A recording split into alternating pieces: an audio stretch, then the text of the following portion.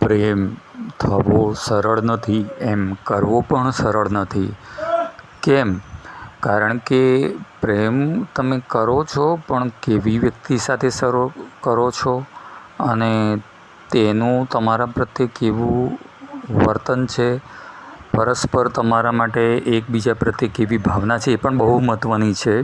અને જ્યારે તેમાં ઉલટું સુલટું પાસા પડે છે ત્યારે કેવા પરિણામો બહાર આવે છે કે ખરેખર એના પરિણામો ખૂબ જ અલગ, વિચિત્ર અને છડેચોક આખી દુનિયામાં બદનામી પણ નોતરી શકે અથવા તો કોઈ ખતરનાક પરિણામ પણ લાવી શકે.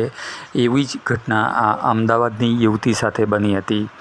યુવતીએ પ્રેમી માટે ન કરવાના એવા કામ કર્યા, પરંતુ આખરે તે પોતે જ ભયંકર મુસીબતમાં સપડાઈ ગઈ અને ન થવાનું થઈ બેઠું. વાત એવી છે કે અમદાવાદના એક પૂર્વ વિસ્તારમાં યુવતી એક જ્વેલર્સને ત્યાં નોકરી કરતી હોય છે.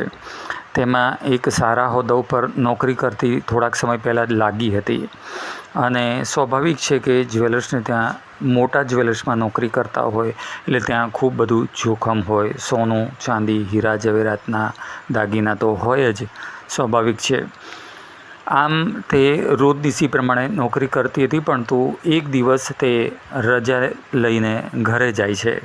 બીજા સ્ટાફને તે કહે છે કે મારે કામ છે એટલે હું આવું છું. એમ કરીને તે જાય છે. શેઠને જ્યારે સાંજ પડે, એક દાગીનો કંઈક ગણતરીમાં ઓછો જણાતા તેમણે ચેક કરે છે અને પછી તેઓ CCTV કેમેરા તપાસે છે. ત્યારે જોઈને ચોંકી જાય છે, કારણ કે તેમાં તે યુવતી ખરેખર તો લોકરમાંથી પોતાના પહેરેલા કોટની અંદર દાગીના છુપાવી રહી હતી અને એમ કરીને ઘણા બધા દાગીના તેણે પોતાની અંદર છુપાવી અને જવાનું બહાનું કરીને ત્યાંથી રવાના થઈ ગઈ હતી. આમ જ્વેલર્સે તપાસ કરતાં કિલો ઉપરાંતના દાગીના, એટલે કે કરોડોના દાગીના ત્યાંથી ચોરાયા હતા.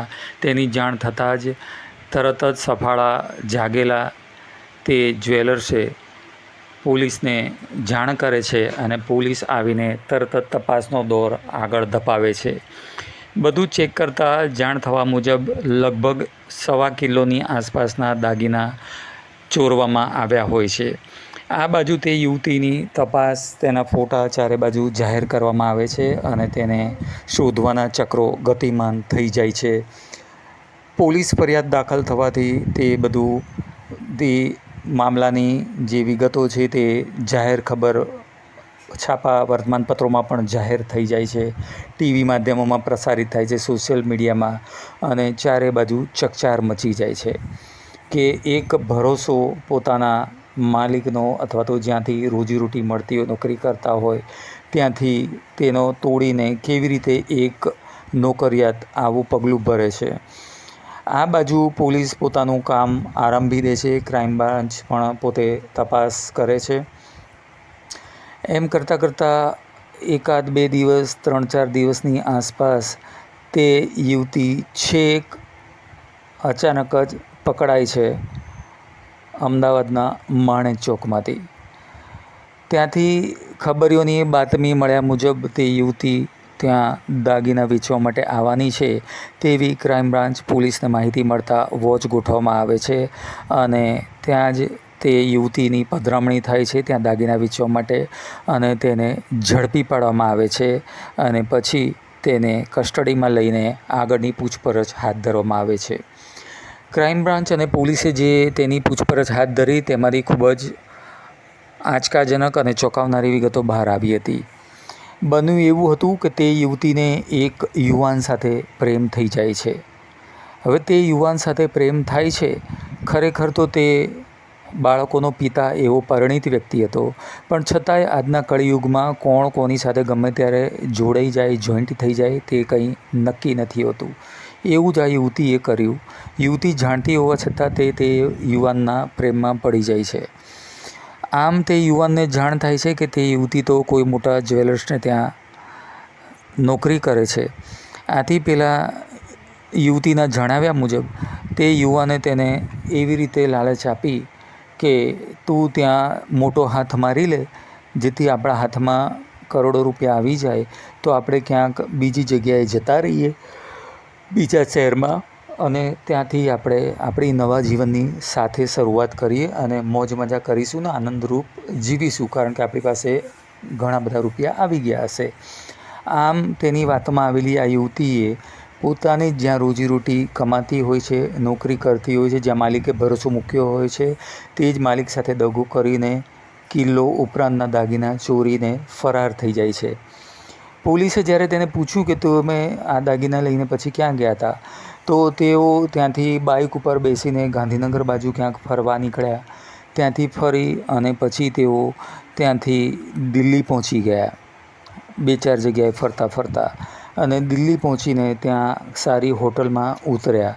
જ્યારે પૈસાની એમાં જરૂર પડતી તો એમાંથી અમુક નાનો દાગીનો વેચી કાઢતા અને એ પૈસાથી પોતાનો ખર્ચો કાઢતા હતા.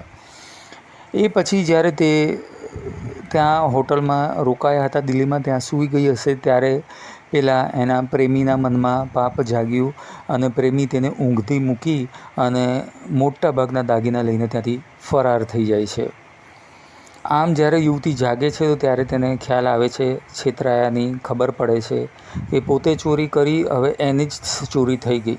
એણે ચોરેલા દાગીના મોટાભાગના એનો પ્રેમી લઈને ફરાર થઈ ગયો હોય છે.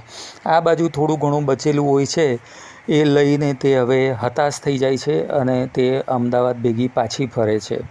અમદાવાદ આવીને તે બાકીના જે થોડા ઘણા દાગીના હોય છે તે વેચવા માટે કોશિશ કરવા માટે માણેકચોક જાય છે અને પોલીસના હાથે ઝડપાઈ જાય છે. પોલીસે જ્યારે તેને પૂછ્યું કે આમ તે આવી રીતે ક્યાં શું હતું, કેવી રીતે તેનો પ્રેમી ફરાર થયો હતો, તેના વિશે તે કંઈ વધારે માહિતી આપી શકી નથી. પરંતુ પોલીસના હાથ તો કાયદાના હાથ ઘણા લાંબા હોય છે અને અમુક દિવસમાં તેનો પ્રેમી પણ ઝડપાઈ જાય છે અને તેણે બાકીના દાગીના ક્યાં વેચ્યા હતા તેની પણ ભાળ મેળવી અને જ્યાં બીજે ક્યાંય મૂક્યા હોય એ બધું એકઠું કરી અને તેને પણ ઝડપી પાડીને અહીંયા અમદાવાદ ભેગો કસ્ટડીમાં લાવવામાં આવે છે અને આગળની કાર્યવાહી કરવામાં આવે છે. તો મિત્રો, આ કિસ્સા ઉપરથી એવું ફલિત થાય છે હર વખતની જેમ જ કે દગો કોઈનો સગો થતો નથી, ગુનો કરવો ક્યારેય કોઈને ફળતો નથી, અને પોતે પોતાના માલિક સાથે દગો કર્યો તો એની સાથે પણ દગો થયો અને પોતે પણ હવે એક સારી જિંદગી, સારી નોકરી કરતી હતી, પરંતુ હવે તેને જેલના સળિયા ગણવાનો વારો આવ્યો. તો આમ આ વિશે તમારું શું માનવું છે?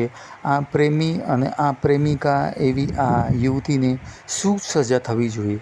આપનું મંતવ્ય કોમેન્ટમાં જરૂરથી જણાવજો. વિડીયોને લાઈક કરજો, ચેનલ સબસ્ક્રાઈબ કરજો અને બેલ બટન દબાવવાનું ના ભૂલતા.